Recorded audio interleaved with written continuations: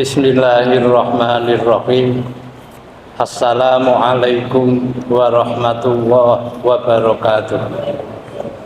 Alhamdulillah ala ni'matil iman wal islam, wassalatu wassalamu ala asrofil anbiya wal mursalin wa ala alihi wa sahbihi ajma'in, amma ba'du. Jamaah zuhur yang dimuliakan Allah, pada kultum hari ini saya masih melanjutkan dari apa yang saya sampaikan pada minggu yang lalu, agar kita bisa yakin seyakin-yakinnya dari sebuah hadis yang bunyinya ihfadillah yahfazka, jagalah Allah maka Allah akan menjaga kita. Kemarin saya contohkan seorang sahabat Rasul yang namanya Auf, diajari oleh Rasulullah ketika kedua anaknya masih ditawan oleh orang Quraisy, diborgol dengan besi yang besar. Diajari oleh Rasulullah hanya membaca la haula wala quwwata illa billah. Tidak ada daya dan kekuatan kecuali bersama Allah. Dengan membaca itu, putra duanya terbebas dari orang-orang Quraisy. Ya, dia terbebas, ditawan dengan diborgol. Tiba-tiba borgolnya itu mengembang dan dia bisa keluar dan selamat. Yang perlu kami sampaikan di sini adalah semua orang punya hak, punya cara bagaimana menjaga dirinya untuk senantiasa dekat kepada Allah Subhanahu wa Ta'ala. Saya contohkan kemarin Junaid al-Baghdadi yang menjaga dirinya untuk senantiasa dekat kepada Allah, tidak pernah berhenti untuk selalu mengisi hatinya, menggerakkan mulutnya menyebut Allah, Allah, sehingga tidak ada kesempatan setan untuk masuk ke dalam hatinya. Saya ingin mencontohkan bahwa di dalam Islam itu ada thariqat. Setiap thariqat mempunyai cara yang berbeda dalam bagaimana seseorang bisa menemukan kedekatan kepada Allah Subhanahu wa Ta'ala.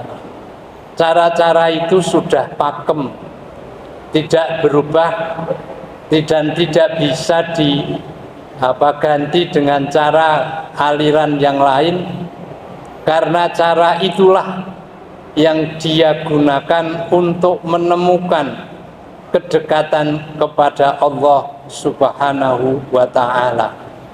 Begitu juga kita bisa mempunyai cara yang berbeda dengan yang lain dalam bagaimana kita menemukan kedekatan kepada Allah.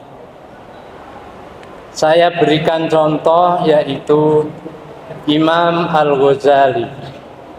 Imam Al-Ghazali mengajarkan kepada murid-murid thariqatnya dalam bagaimana menemukan kedekatan kepada Allah. Di antaranya, setiap hari Jumat dia mengajarkan kepada muridnya untuk membaca Allah sebanyak 1000 kali, membaca hari Sabtu, membaca la ilaha illallah 1000 kali, hari Ahad membaca ya hayyu ya qayyum 1000 kali, hari Senin membaca la haula wala quwata illa billah, hari Selasa membaca Allahumma sholli ala sayyidina Muhammad ila akhirih, hari Rabu membaca Astaghfirullahaladzim, hari Kamis membaca Subhanallah wa bihamdihi Subhanallahil azim. Semuanya jumlahnya 1000 kali. Mereka mempunyai cara seperti itu. Caranya berbeda-beda. Jumlah kok 1000 kali kita tidak tahu. Dari mana dia menemukan 1000 kali? Ya mungkin kalau kita mencari di dalam ilmunya orang ahli syariah, tidak ketemu. Kita hanya akan menemukan cara-cara mendekatkan diri kepada Gusti Allah itu di kelompok kitab-kitabnya ahli tasawuf yang tersebar pada thariqat-thariqat tersebut. Jamaah yang dimuliakan Allah, ketika Al-Ghazali ditanya kenapa jumlahnya, ketika ditanya tentang jumlah, kenapa jumlahnya ada 3, ada 33, ada 100, ada dan lain sebagainya, beliau hanya menjawab dengan bahasa logika yang sederhana sekali. Ketika kita memanggil seseorang, saya dipanggil oleh seseorang Qadim, saya tidak begitu gagas orang legewo. Ditambah lagi panggilan itu Qadim, Qadim, kurang perhatian. Diulang lagi ketika panggilan itu Qadim, Qadim, Qadim 3 kali. Biasanya kalau sudah ada panggilan 3 kali, perhatian kita berbeda dengan ketika dipanggil sekali. Itulah rahasia jumlah, kata Al-Ghazali. Berbeda kalau panjenengan mungkin membaca Subhanallah sekali dengan membaca 33 kali, dengan membaca 100 kali, akan rasanya berbeda. Itulah jawab Al-Ghazali. Sedangkan saya ingin memberikan contoh bagaimana orang menjaga kedekatan Allah dan Allah bisa menjaga dia. Caranya berbeda meskipun sederhana, tetapi di dalam dirinya adalah muqinun bil istijabah, yakin kalau Allah itu mengijabahi. Saya contohkan yang saya tahu sendiri, ya, yang saya tahu sendiri, yang saya dengar sendiri dari cerita bapak saya. Ya, saya dari cerita bapak saya. Bapak saya itu bukan kiai, bukan ulama, bukan ahli agama, ya hanya sekolah sidik-sidik. Beliau dulunya jadi tentara. Ketika menjelang G30S dipanggil ke Serondol untuk latihan perang. Pikir bapak saya ini perang apa meneh, aku wis wareg perang, katanya bapak. Londo wis, Jepang wis, kata bapak, itu dipanggil untuk latihan katanya. Sampai di Serondol latihannya kurang lebih 2,5 bulan. Pulang dari Serondol, berangkat dari Semarang sore hari, naik kereta jurusan Semarang Solo. tibanya di Purwodadi, tiba-tiba gerbong bapak saya itu didatangi oleh kurang lebih 7 pemuda bawa perangkat gaman, senjata ada. Di teman bapak saya yang berlatih itu 2 orang ditangkap, dimasukkan mobil, mobilnya gelap, ditutup, tidak tahu kemana arah. Sampai di tempat beliau ditaruh di sebuah rumah yang jauh dari perkampungan, ditahan di situ. Ternyata di situ sudah ada beberapa orang yang ditahan oleh PKI. Di luar rumah sudah banyak orang yang berada di luar rumah menjaga.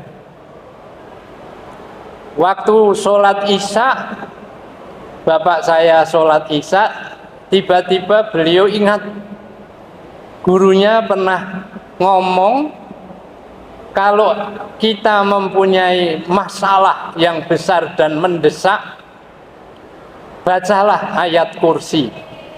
Itu yang diingat oleh bapak saya. Bacalah ayat kursi. Insya Allah, Allah akan membantu kita. Beliau menjaganya Allah dengan yakin, dengan membaca ayat kursi dari yang diceritakan, diomongkan gurunya waktu dia di Pondok Jamsaren Solo. Habis Isya dia membaca ayat kursi sampai kira-kira malam jam 12 lebih. Dia inceng, ternyata yang jaga itu semakin banyak. Ada yang minum, ada yang rokok dengan senjata lengkap. Dia baca, dia tetap membaca ayat kursi dan yakin apa yang dia pegang dari apa yang disampaikan oleh gurunya sekolah itu mesti bisa terwujud. Benar, dia baca itu sejak habis Isya, dia buka pintu. Begitu dia buka pintu, ternyata dia semakin yakin tidak ada yang dengar. Begitu pintu terbuka, dia melangkah di depan orang-orang yang sekian banyak menjaga rumah itu. Tidak ada yang negur, tidak ada yang lihat. Mungkin lihat, ya mulut bisa ngomong, mereka tetap ngomong. Melihat mungkin bisa melihat, tapi tidak ngelegewo, tidak negur. Bapak saya lolos. Penjagaan pertama lolos, yakin. Dalam yakin bapak saya, ternyata ayat kursi mandi ya itu. Ternyata ayat kursi memberikan istijabah. Ada penjagaan yang kedua semakin ketat sampai ketiga lolos. Ketika lolos, tanya orang kampung, apa ada jalan raya yang menuju ke Solo? Ada, kurang lebih 400 meter. Ada kendaraan yang bisa ke sana? Oh ada, naik truk saja menuju ke sana. Banyak truk yang bawa buah-buahan, bawa itu ke Pasar Legi. Numpang truk, aman sampai di rumah. Hanya dengan cara tidak aneh, semua orang hafal. Dan kalau kita berdoa kepada Allah dan dengan bahasa Al-Quran, bahasa agama, mukinun bil istijabah, mandi. Ya, mandi. Yakin bahwa apa yang dilakukan oleh kita, Allah akan mendengar. Cara mendekatkan diri kepada Allah, tidak usah mikir, banyak cara, macam-macam, terjadi banyak perbedaan antara tadi saya sampaikan ahlus syariah dengan ahlu tasawuf itu banyak perbedaan. Kalau orang-orang tasawuf itu lebih rinci, lebih detail. Saya contohkan sedikit tentang taubat. Kalau orang-orang syariat, gelar sajadah, sholat taubat, baca istighfar. Syariat yang tertulis dari Quran maupun hadis Rasul.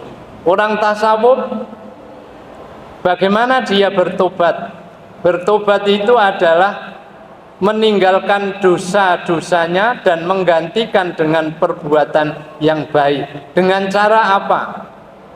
Pertama, tobat dari makanan yang haram. Karena makanan itu akan membuat badan kita itu hudhiya bil haram, diisi, digizai dengan barang yang haram, membuat badan kita bisa najis, kata orang tasawuf. Najis maknawi.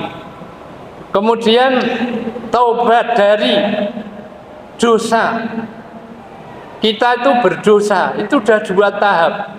Bertobat dari makanan, tidak akan makan barang haram.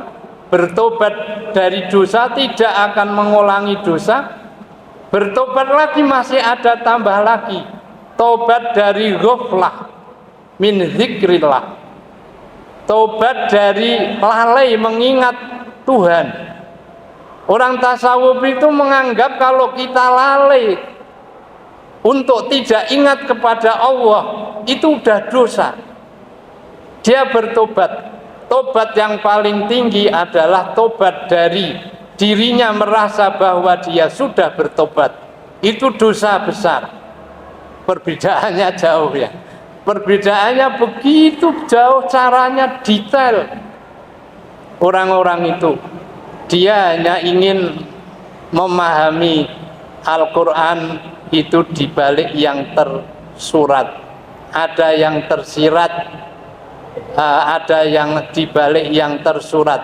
Yang tersurat itu bagian orang-orang ahli syar'i, orang-orang syariat. Bunyi ayat, bunyi hadis, yaitu kalau orang-orang tasawuf, apa dibalik yang tersurat, maka kita akan memperoleh perbedaan-perbedaan cara, dan itu berdasarkan pengalaman rohani masing-masing. Dari apa yang saya sampaikan, bahwa semua orang bisa menemukan cara memperoleh kedekatan kepada Allah dengan cara yang dia miliki. Demikian, mudah-mudahan bermanfaat. Billahi taufik wal hidayah. Wassalamualaikum warahmatullahi wabarakatuh.